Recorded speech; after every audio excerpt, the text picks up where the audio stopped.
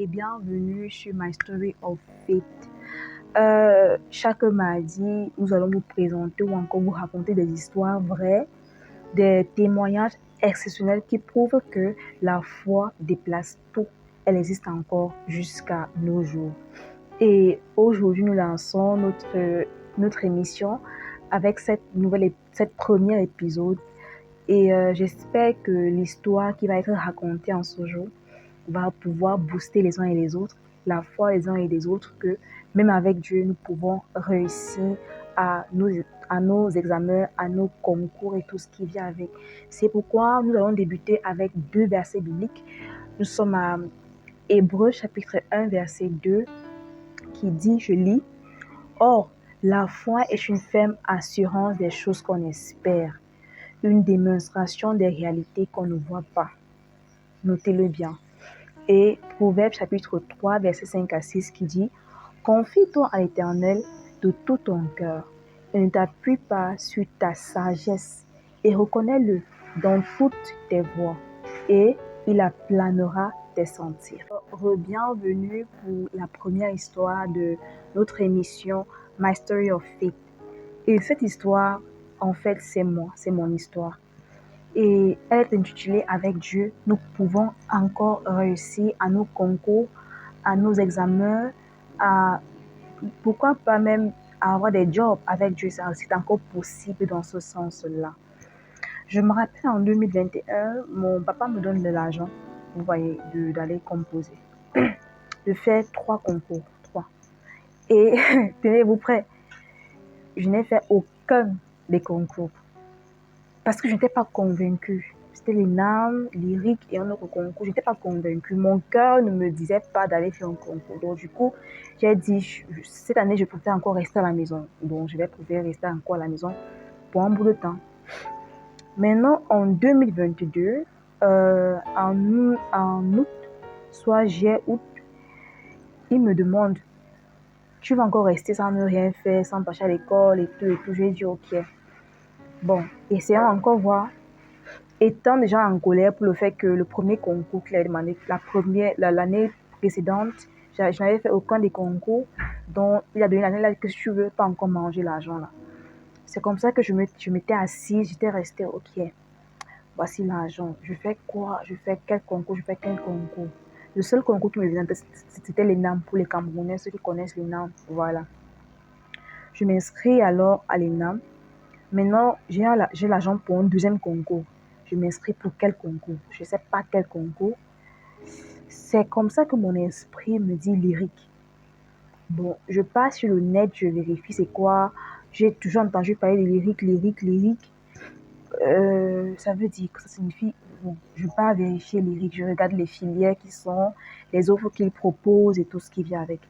C'est comme ça que je vois la filière communication et action publique internationale intitulée CAPI. Ok, intéressant comme filière. Et aussi que je commençais beaucoup à m'intéresser à tout ce qui concernait la communication. Déjà que je faisais dans le journalisme avec le club journal de l'Université de Yaoundé 1. C'est comme ça que je m'inscris. Je pas m'inscrire à l'IRIC. Je mets mes dossiers en place, tout ce qui vient avec pour ce concours-là. Je dépose. Et c'est aussi la période où je recommençais beaucoup à prier. Parce qu'il fait longtemps, je ne priais plus. Je n'avais plus une vie spirituelle, qu'on va dire, elle était spirituelle. Non. Donc, c'était une période où je recommençais à me réveiller spirituellement. L'Éternel me faisait vraiment à écouter la parole de Dieu, à prier. J'avais même... désolée, attendez, voilà. Bon, j'avais même ça, j'avais des amis avec qui je priais beaucoup et tout.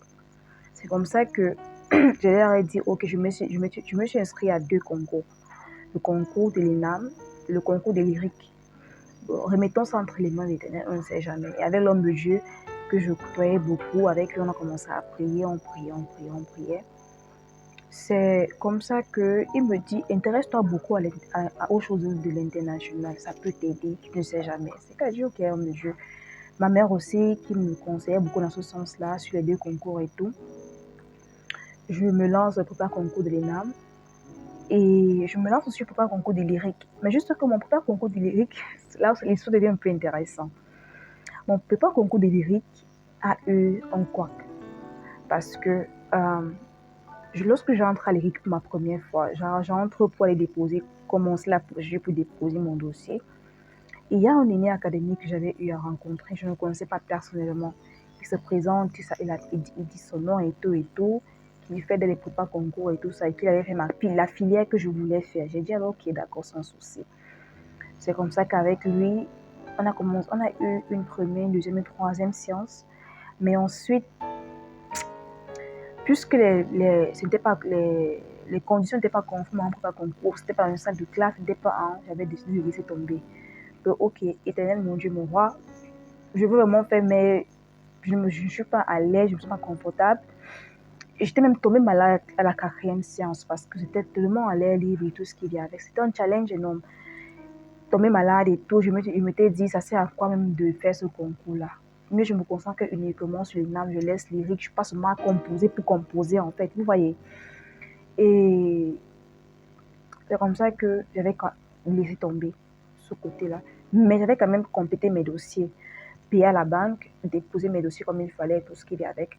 Mais sauf que, côté prépa, je n'avais pas fait de prépa concours, de préparation et tout ce qu'il y avait concernant ce concours-là. J'étais blanche, je ne connaissais rien. En termes de méthodologie, je ne connaissais rien. En termes d'information internationale, c'était pas trop ma chose. Je suis très sérieuse. C'était pas trop ma chose, donc j'étais un peu, voilà, que je me concentre à l'ENAM, je laisse un peu lyrique là, je veux juste aller composer pour composer. Maintenant, à la veille de mon examen à lyrique, parce que le premier concours que je compose, c'est lyrique. Donc, à la veille de ce concours-là, côté écrit, je dormais. Je dormais profondément que je ne peux pas juste composer pour remplir les papiers et pour remplir les formalités. C'est quand, étant couché, j'entends une voix me parler. Une voix me parler. Réveille-toi et étudie. Je me réveille, c'était à 22h. Je me rappelle très bien ce jour. Je me réveille, je dis, j'étudie quoi? Je n'ai pas fait de prépa, je ne connais pas la méthodologie, je ne connais pas. Donc, je vais vraiment aller composer quoi, je étudie quoi. C'est comme ça que le Saint-Esprit me dit, pas lire l'histoire ou encore la mort, les préparatifs sur la mort de la reine Elisabeth. Car c'était la période où la reine Elisabeth venait de mourir et la délégation camerounaise était partie là-bas. Bref, les présidents et tout ce qui était parti pour ce deuil-là. Donc, c'était l'actualité, en fait, de cet instant. Le Saint-Esprit me dit, lis ça. J'ai lu ça sur les préparatifs, sur tout ce qui se disait à propos de sa mort, de qui va peut-être succéder à cette dernière, et tout. Et je lis aussi beaucoup, je me rappelle que j'avais aussi beaucoup lu sur la femme, la place de la femme dans la communauté, la société et tout ce qui vient avec. Bref, à tout ce qui concerne l'autonomisation de la femme, de la jeune fille dans la communauté et tout, sa place à l'intérieur de la société en tout cas. Je vous dis que je lis ceci à la veille du concours. Un concours que je n'avais plus fait de prépa, je n'étais plus intéressée par tout ce qui concernait ce concours-là. À la veille de ça, c'est comme ça que le Saint-Esprit me parle. J'avais lu des articles et tout. Ensuite, le lendemain, je pars en classe. On se met à composer et tout. La première épreuve arrive. La première épreuve arrive. Et tenez-vous prêts. L'épreuve là était justement sur le deuil et la mort de la reine Elisabeth. Je suis restée sur mon papier, glacée. J'étais du genre, Seigneur, mais qu'est-ce... Et tenez-vous prêts qu'avant que le papier n'arrive, j'écoutais comment mes camarades avec qui j'étais en salle, les gars parlaient comment ils ont lu dans telle chose, des noms que je ne connaissais pas. Finance, ceci, cela, Alma était là, genre, ok, moi je viens juste composer pour remplir la feuille et partir. C'est tout ce que je viens faire ici. Et grande a été ma surprise de voir que l'épreuve qui s'est présentée était l'épreuve, c'était la consigne que le Saint-Esprit m'avait donnée la veille d'étudier. C'est net ce qui était venu devant moi. Donc les deux questions, je pense que la première question était obligatoire et il y avait deux questions en bas où chacun pouvait choisir ce qu'il veut écrire. J'ai composé avec mon cœur ne tremblait pas, j'étais sereine dans ma composition et tout. Alors ensuite, on a composé, comme je suis anglophone, expression anglophone, j'ai composé le français et tout, en toute sérénité, tout ce qui vient avec là. C'est pour ça que je rentre chez moi. Je dis, Ma, elle me dit quoi? Je dis, Mao, la nuit, je sens que dormir, voici ce que c'est m'a demandé de faire et tout, et tout, et tout. Je suis partie lire et imagine, c'est la même chose qui est venue à l'épreuve aujourd'hui. Après, on m'a dit, gloire à Dieu, j'espère quand même que tu as... J'ai composé sans méthodologie, j'ai composé avec ce que j'avais en tête. Donc, la méthodologie de Yaoundé 1, en tant que quelqu'un qui a fait la littérature, c'est ça que j'ai utilisé comme méthodologie pour composer. C'est ça que j'ai utilisé pour composer et tout ce qui vient avec là. Et quelques temps après, je pense 2 semaines plus tard, si je ne suis pas perdue, 2 semaines plus tard, j'ai un rêve, j'ai un songe. Dans ce songe, j'étais avec une grande sœur à moi qui est à l'ENAM. Elle a réussi l'ENAM. On était au salon, on causait ensemble. Dans le songe, on causait ensemble. Après, elle me disait félicitations et tout et tout. Je dis déjà félicitations. Et quand je me réveille du songe, je dis à ma mère que moi, c'est comme si je vais réussir l'ENAM. Dans ma tête, c'est que j'allais réussir l'ENAM parce que la grande en question est à l'ENAM, magistrature et tout. Donc, j'étais du genre, je vais réussir le concours de l'ENAM. Et ma mère me dit, ok, voyons voir. C'est comme ça que les 2 jours plus tard, après ce songe, les résultats de l'écrit, de lyrique sont et je réussis à ce concours-là. Côté écrit, maintenant il faut faire l'oral. Ok, allons-y à l'oral. Je ne connais pas quoi faire à l'oral. Je n'ai jamais assisté à une séance de concours oral et tout ce qui vient avec.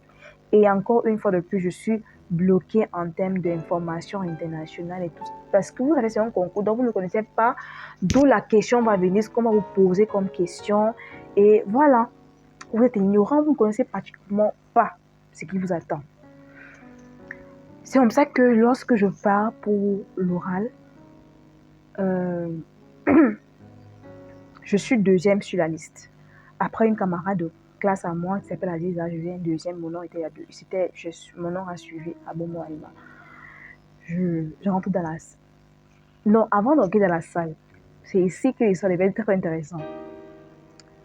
Avant d'entrer dans la salle, on t'a fait causer là dehors avec les camarades qui ont réussi et tout. On causait, on faisait des bruits. Après, les gens disaient que, mais vous bavardez alors qu'au dehors, vous concentrez sur le concours qui doit être, sur l'oral qui va se passer d'ici quelques minutes. Et vous bavardez. Oh, et quand on bavarde, parce qu'on ne sait pas ce qu'on m'a dit, on ne sait pas ce qu'on va aller à l'intérieur, dire tout ça.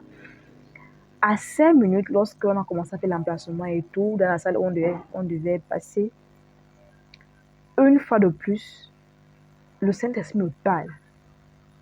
Il me parle. Il me dit, j'avais éteint mon téléphone. Il me dit, allume ton téléphone. J'ai hésité. Il me dit, allume ton téléphone. Bon, j'ai pris le téléphone, j'ai allumé. Lorsque j'allume ce téléphone-là, oh, Dieu est grand. Lorsque j'allume ce téléphone-là, il me dit, j'avais l'impression que je parlais avec quelqu'un qui n'était pas visible, mais qui me parlait en fait. C'est comme ça que j'allume mon téléphone, pardon. Je pars sur Google. Il me dit, tape, c'est quoi la communication internationale? Ok, j'étudie communication internationale. Je lis tout ce qui concerne la communication internationale. Et donc la communication internationale et quoi encore là? J'ai oublié, je sais pas, j'ai oublié l'autre partie de la question. Voilà. Est-ce qu'il y a la différence entre la communication internationale et la communication? Justement, c'était ça. Donc, lire, c'est que la communication internationale et la communication. Donc, j'ai lu ce que c'est que la communication et ce que c'est que la communication internationale. Donc, les deux volets. J'ai lu des articles dessus, sur la communication internationale, et lu les articles sur la communication. Et aller en profondeur les articles, lire. Donc, j'étais en train de lire de façon rapide, puisque on était à 5 minutes. Rapide. Et ensuite, on m'appelle que prochaine candidate à Bomo Alma. J'étais mon téléphone là, dans mon sac, je rentre dans la salle. Maintenant, les enseignants, j'entre, pendant que la première passait, moi, j'entre maintenant pour récupérer. Puisqu'ils ont mis les papiers là, j'étais sur la table. Maintenant, on me dit, choisis un papier là-bas. Je salue le jury. J'étais toute tremblante. Je prends le papier, j'ouvre le papier. Je suis restée sur mon papier 30 secondes, comme ça, choquée. Genre, attends, qu'est-ce qui se passe? Et ensuite, je me rappelle, le chef de jury me dit, êtes-vous OK avec la question? Si vous n'êtes pas OK avec la question, vous pouvez laisser échanger. Il dit que non. Je ne change pas la question, je suis OK avec cette question. Imaginez-vous quelle était la question. La question était, quelle est la différence entre la communication et la communication internationale? J'avais l'impression de vivre un rêve dans la réalité. Je ne comprenais, j'étais stupéfaite. Je me disais, mais Saint-Esprit, c'est vrai que tu existes réellement. Donc, à l'instant là, j'étais dans un moment spirituel intense et dans un moment de composition. On m'a donné 5 minutes de m'asseoir pour réfléchir sur le sujet, comment je vais répondre et tout ce qui vient avec là. Donc, sur le papier qu'on m'a donné, j'essayais de transmettre ce que je venais à peine de lire sur la TIC. Donc, j'essayais de mettre sur place communication internationale, communication et tout. Et les relations internationales, comment est-ce que ça relie, comment. Tout ce qui vient avec là, j'essayais de refaire tout ça à l'instant T. C'est ensuite que, lorsque je vais m'asseoir, je salue le jury, ils m'ont salué et tout. Ils m'ont demandé mon nom, je dis mon nom, ma carte d'identité, ils ont ma carte d'identité. Après, ils me disent, comment est-ce que tu peux être sud et tu parles en anglais? Je dis que, parce que j'ai fait l'éducation, le système anglophone et tout ce qui vient avec. Maintenant, ils m'ont posé la question, voilà votre question, lisez votre question, j'ai lu ma question. Ils m'ont dit, OK, maintenant, on vous écoute. J'ai commencé à parler. Bref, je parlais avec toute la confiance du monde. En fait, j'ai commencé à retransmettre ce que je venais à peine de lire, il y a là 5 minutes hors de la salle, comme ça. J'ai commencé à transmettre. Après, je vois comment le jury est en train de secouer la tête, genre, les gars se regardaient il notait et tout. Après, le monsieur, maintenant, pour voir si évidemment je connais mon sujet, pose les questions. Il dit, OK, comment est-ce que vous pouvez maintenant relier ça aux relations internationales? Comment est-ce que les États, entre eux, peuvent utiliser la communication internationale pour approfondir les amitiés et tout? C'est-à-dire que je suis en train de répondre avec toute la confiance du monde. Parce que je me suis dit, ici, là, c'est Dieu qui me dirige. Ce n'est pas moi qui est en train de me diriger. Quelqu'un qui n'a pas fait un prépa concours. Quelqu'un qui n'était vraiment pas vrai. J'étais plus focus avec les NAM que lyrique en tant que tel. Quelqu'un qui n'avait vraiment pas d'intérêt à ce concours-là et tout. Mais comment est-ce que Dieu est en train de m'ouvrir les yeux dans ça? Comment est-ce que Dieu est en train de me diriger ici, me donner des étapes pour lire, comment lire à la veille, à juste 5 minutes, C'est à ce moment-là que j'ai su que ce concours-ci, si je réussis ce concours-là, c'est pour une raison et c'est pour un but. Dieu m'a prédestiné de faire ce concours pour quelque chose. Il m'amène ici pour une raison. Parce que sinon, il n'allait pas me guider et tout ce qui vient avec là. J'ai fini de répondre, ils m'ont remis ma carte d'identité. Je suis sortie, je suis partie. Je suis rentrée chez moi, j'ai dit ce que j'avais vécu à ma mère. Je vais dire à ma mère que voici ce que j'ai vécu. Voici. Elle m'a dit, OK. Les résultats sortent enfin et j'ai réussi au concours. J'étais 25e, voilà, sur 40 ou combien, je ne sais pas trop. C'est comme ça que je commence l'école. Et pendant que j'avais commencé l'école à lyrique, quelques temps plus tard, je composais les NAM. Et tenez-vous prêts, les NAM, quand je compose les NAM où j'avais fait tous les prépas concours, j'étais prête, rien.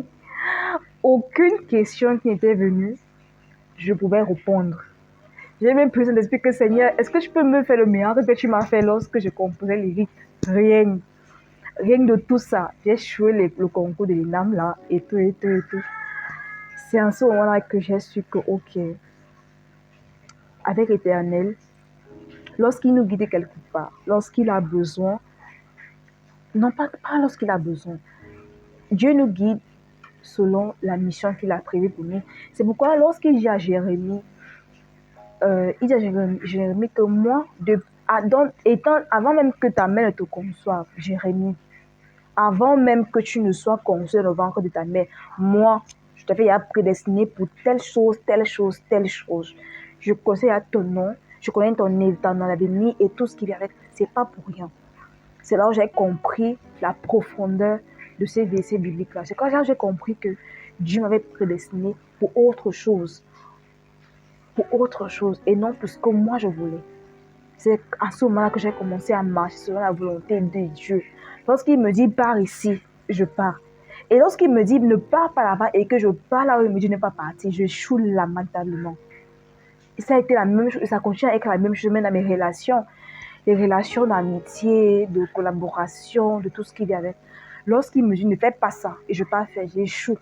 Mais lorsqu'il me dit fais ça et je fais, à moins d'une seconde, les résultats qui sortent sont énormes. Et je vous dis assez énormes. Donc, en ce jour, avec cette première histoire de notre émission My Story of Faith, j'espère que quelqu'un a pu être boosté ici par la grâce de Dieu. Et que cette histoire va amener quelqu'un à savoir que lorsque tu as confiance en Dieu, lorsque tu remets ta vie entre la main de l'Éternel, en ce qui concerne ton école, tes études, ton examen et tout ce qui vient avec, il saura te diriger. Surtout, te diriger lorsque c'est là où il veut que tu partes, là où tu es prédestiné à. Donc oui, Dieu parle encore. Dieu est encore avec nous en tant qu'étudiant, en tant qu'élève, continuons ou encore travailleurs, là où nous travaillons aujourd'hui dans nos divers postes, peu importe là où nous sommes. Si c'est Dieu qui nous a menés là-bas, il va nous guider, peu importe les challenges que nous allons faire face à étant là-bas, l'Éternel Dieu que nous servons va nous guider et il va nous amener à accomplir la mission pour laquelle il nous a envoyés là-bas. Aujourd'hui, je comprends mieux pourquoi Dieu m'avait envoyé à l'IRIC. Je comprends mieux maintenant pourquoi j'ai reçu ce concours-là. Parce que ce concours-là est en train de m'amener à travers ma mission sur mon association Belle Réalité. Belle Réalité et plusieurs autres choses. Je peux mieux maintenant m'en sortir dans le domaine humanitaire, dans l'international et de façon nationale. Comment la cible et tout ce qui vient avec, comment étudier son audience, comment plusieurs choses à travers cette formation que j'ai eue à l'IRIC. Et là, j'ai compris que Dieu m'a amené là-bas pour une raison et pour un but. Qui aujourd'hui, je jouis les fruits de ça. Et je bénis vraiment l'Éternel pour ce qu'il a eu à faire dans ma vie, de m'amener à réussir ce concours-là et non ce que moi je voulais réussir.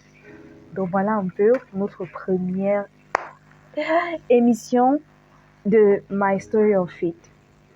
Alors, j'aimerais qu'on prie en ce jour. Toi qui m'écoutes, je prie que l'Éternel te permette de l'écouter, qu'il puisse ouvrir ton entendement, qu'il puisse ouvrir ton esprit à ce que tu l'écoutes, tu l'entends sur les directives qu'il va te laisser te dire, va ici, tu vas obéir à sa voix et tu vas aller là où il veut que tu partes en tant que son enfant. L'Éternel, je bénis l'Éternel pour son nom, pour sa parole qui est sortie, pour l'histoire que je viens de raconter. Et je prie que cette histoire bénisse les vies. Je prie que cette histoire puisse amener quelqu'un à avoir foi à l'Éternel, que l'Éternel va le diriger ou encore va diriger cette personne vers le chemin qui a été prédestiné pour lui dès le jour qui a été conçu dans le ventre de sa maman. C'est au nom puissant de Jésus-Christ que nous avons prié. Amen. Shalom.